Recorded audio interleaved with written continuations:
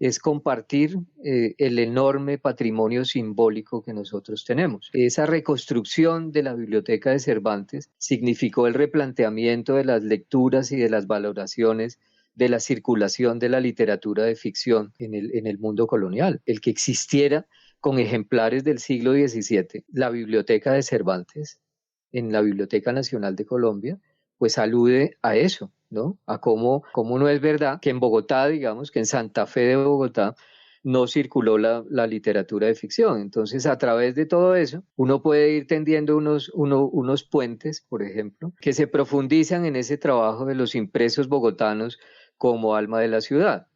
Ahí el planteamiento es a partir de un romance que se dice que se escribió, pero con precisión hay que decir, los romances en buena medida no se escriben, se conciben, se componen. Efectivamente, se compuso un romance a los 8 días de haber sido fundada Bogotá. Para mí, esa es el acta poética de fundación de Bogotá, un romance que es una canción cortés de amor. Y la idea entonces es mostrar cómo, digamos, nuestra identidad está soportada en una canción de amor. Por eso es tan importante que ese romance sea el acta poética de fundación de Bogotá. Es como, por ejemplo, el primer impreso que se hace en Bogotá es la novena hecha por los jesuitas en 1738. Pero resulta que Juan Rodríguez Freile escribe El Carnero en 1638, o sea, a 100 años de fundada Bogotá. Esa novena no nos ayuda a comprender mejor a Rodríguez Freile, pero el Quijote sí. Entonces, si pensamos en que hay una conexión entre El Carnero y 100 años de soledad, o sea, El Carnero cuenta los 100 primeros años de la vida privada de Bogotá, y por eso la profesora Rolena Adorno plantea que El Carnero es el primer gran borrador de 100 años de soledad. 100 años de soledad comienza como empieza el Amadís de Gaula, el libro que enloqueció a Don Quijote y que preside la imaginación y la libertad de Don Quijote. Ese libro es el libro de caballerías Amadís de Gaula, que yo encontré, y ahora que lo pienso debí falsificar la fecha. El ejemplar que yo encontré es de 1539. Hubiera sido lo mejor decir que el ejemplar del Amadís que hay en Bogotá es de 1538. Eso ya sería lo máximo. Pensar en que 100 años de soledad comienza exactamente igual a como empieza el Amadís de Gaula, muchos años después. Y García Márquez es increíblemente recurrente en sus homenajes y en sus reconocimientos al Amadís. Alguna vez yo le pregunté en México, bueno, a mí antes me había dicho mi querido y ahora ausente amigo Rafael Humberto Moreno Durán. Él me dijo, él sabía que yo iba a ir a México y que iba a hablar con García Márquez, y RH me había dicho, cuando a García Márquez le interesa algo, te dispara preguntas. Y entonces yo recuerdo que en un momento estaba García Márquez al lado de Hernán Lara Zavala, un gran cervantista mexicano, y yo le dije, maestro, ¿cuáles son sus relaciones con el Amadís de Gaula? Y entonces García Márquez se volteó hacia Hernán Lara Zavala y le dijo, Hernán, ¿por qué Hernando me pregunta esta vaina? Y entonces Hernán Lara le dijo un poco al oído a García Márquez, Hernando es el editor colombiano del Amadís de Gaula. Y entonces García Márquez me llamó y me dijo, con que fuiste tú, ¿no, Vergajo? Ven acá. Y me dio un entrañable abrazo y me dijo, tú sabes que esa es una relación muy antigua y muy profunda. Y entonces fíjense, Juan Rodríguez Freile es el primer gran discípulo de Miguel de Cervantes. Rodríguez Freile cuenta la vida privada de los 100 primeros años de la vida de Bogotá a partir de la poética de Cervantes. Y entonces detrás de García Márquez está el Quijote, están los libros de caballerías y detrás de Rodríguez Freile también. Entonces por eso es que es importantísimo que haya un ejemplar de 1539 de la Amadís en nuestra Biblioteca Nacional. Y eso es un poco lo que yo he hecho, digamos, como ir componiendo, ir reconstruyendo todo ese palpitar de nuestra riqueza simbólica, y obviamente hay que democratizar esa riqueza simbólica. Esos símbolos de la miseria y de la violencia a lo que nos han reducido, hay que cambiarlos. Y los podemos cambiar apropiándonos, como digo, de todos esos valores que tenemos que son inconmensurables. Por supuesto que sí, es una hermosa reconstrucción y recopilación la que hallamos en Impresos Bogotanos. Además, también posee una ilustración muy linda. He tenido la oportunidad de acercarme al libro y es realmente hermoso. Es un trabajo muy, muy rescatado y resaltado de mi parte. Para continuar por el hilo de las investigaciones, me gustaría hablar acerca de la investigación muy sentida que realizó acerca de León de Greiff. Para nadie es un secreto que León de Greiff es uno de los poetas más importantes y reconocidos del siglo XX en Colombia, pero ¿qué lo lleva a querer ahondar más en él? ¿Qué lo lleva a recorrer sus caminos, a buscar escribir? Últimamente me he acercado a la obra, es por eso que he querido hacerle esta pregunta. Encontré este libro de joyas de la literatura colombiana en donde hay una selección muy hermosa sobre la obra de León de Greiff que he estado abordando. Entonces me gustaría preguntarle, ¿qué lo lleva a investigarlo a fondo, a querer narrarlo? Uno no sabe, ¿no? Por ejemplo, en la clase de gramática, en la maestría de escrituras creativas de la Universidad Nacional, siempre insistimos mucho en cómo uno incorpora la página, incorpora el poema, las palabras destinadas al poema, ¿no? Las palabras destinadas a la página. Yo creo que si eso pasa en la escritura, pues tal vez eso también puede pasar en el mundo de la lectura, ¿no?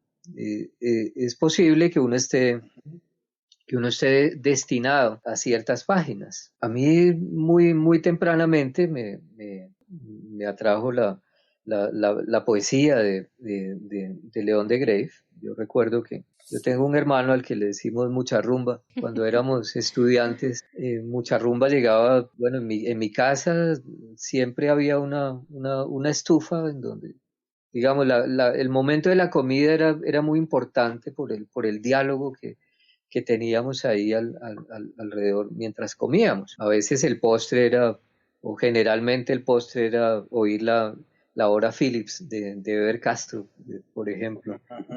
Pero siempre esas conversaciones con un papá laboral, liberal, eran muy bonitas y bueno, ya cuando fuimos creciendo y no era tan frecuente esa comida, uno llegaba a la casa a la hora que llegara y siempre encontraba el plato en el horno y la comida estaba tibia.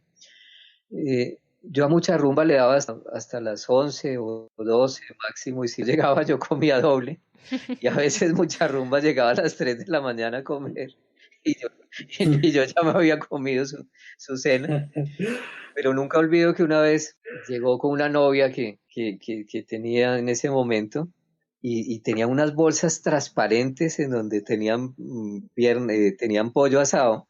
En unas bolsas transparentes tenían pollo asado y en otras tenían las obras completas de León de Greiff de Tercer Mundo. Y me dijeron, esto nos lo prestó una amiga y nos lo prestó solamente hasta el lunes, y eso era un viernes. Y yo me acuerdo que yo me encerré en mi cuarto de viernes a domingo y me leí los 2 tomos de las obras completas de León de Greiff. Una experiencia magnífica. Y es muy curioso, por ejemplo, con respecto al hallazgo del barrio Santa Fe. Pues él en alguna parte de su obra dispersa dice que en el año 2000 y pico iba a aparecer un tarambana que en un desván anticuario iba a encontrar lo que llamaríamos su disco duro, digamos, ¿no? Y bueno, probablemente el tarambana soy yo, y esa es la mitad de la profecía.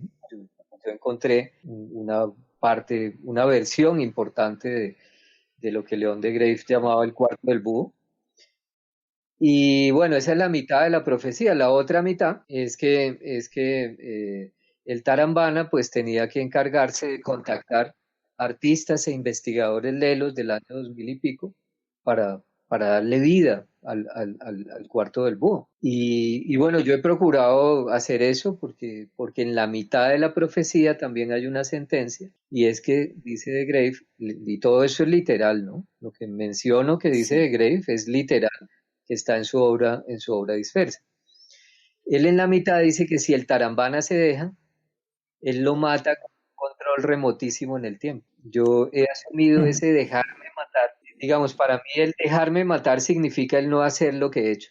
Y ha sido eso, ha sido procurar el contactar a los artistas e investigadores lelos del siglo XXI para darle vida al Cuarto del Búho. Y fíjense que esto es muy interesante, porque lo que hay en el Cuarto del Búho es una creación nuestra. Por eso, digamos, no es justo la exigencia que me ha deslizado la familia de que yo le pida a la familia una autorización ética, social, ideológica y política. Sería el primer caso en la historia de la investigación y en la historia de la producción de cultura, de arte, de saber y de pensamiento, que un investigador tiene que pedirle a unos herederos, ya les digo, una autorización ideológica, ética, política y social. Obviamente yo no lo tengo que hacer porque lo que nosotros hemos hecho ha sido recibir ese legado de León de Grave, en donde él, por ejemplo, en muchas partes dice literalmente, estas son pistas para los investigadores lelos del año 2000 y pico. O sea, lo que nosotros hemos creado, y es muy importante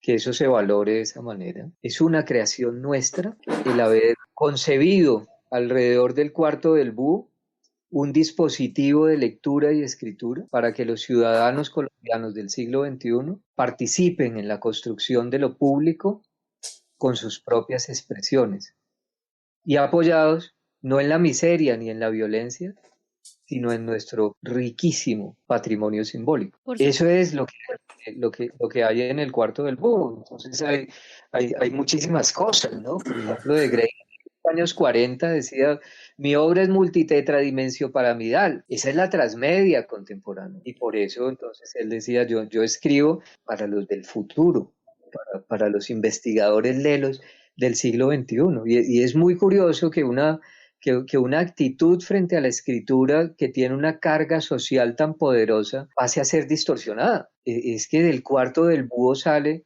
la programación de la Radiodifusora Nacional de Colombia, lo que hoy reconocemos como la oralización de la...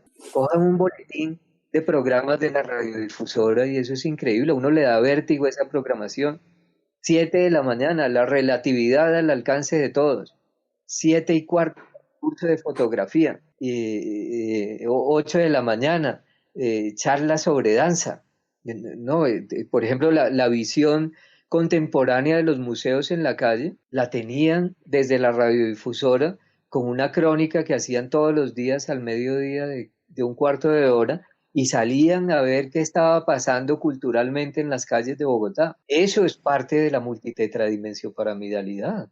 Y todo eso hace parte del patrimonio. Mucho más allá, digamos, de derechos que evidentemente nosotros hemos cuidado y hemos respetado, ¿no? Por supuesto, indiscutiblemente lo es y resalto mucho su labor y es una invitación también a leer Variaciones alrededor de un cuarto de búho. Es también hermoso. Me gustan mucho de sus libros la ilustración, captura mucho mi atención. Es para mí un elemento adicional que acompaña la lectura. Me gustaría saber si alrededor de este tiempo ha conservado un poema favorito de León de Grave o ha evolucionado o al principio era uno, en este momento tiene otro que lo acompaña. ¿Cuál podría decir que es su poema favorito? Bueno, eso casi que suele ser como cambiante, ¿no? Casi que no sé si es una expresión o es un verso de Neruda en donde él dice que el amor siempre es fiel, sino que suele cambiar de labios. Es muy Neruda, sí. Puedes seguir este proyecto en Instagram como @transeúnteliterario y escucharnos en las principales plataformas de podcast como Spotify, Google Podcast, Apple Podcast y YouTube. Yo le soy fiel a los poemas, pero cambian los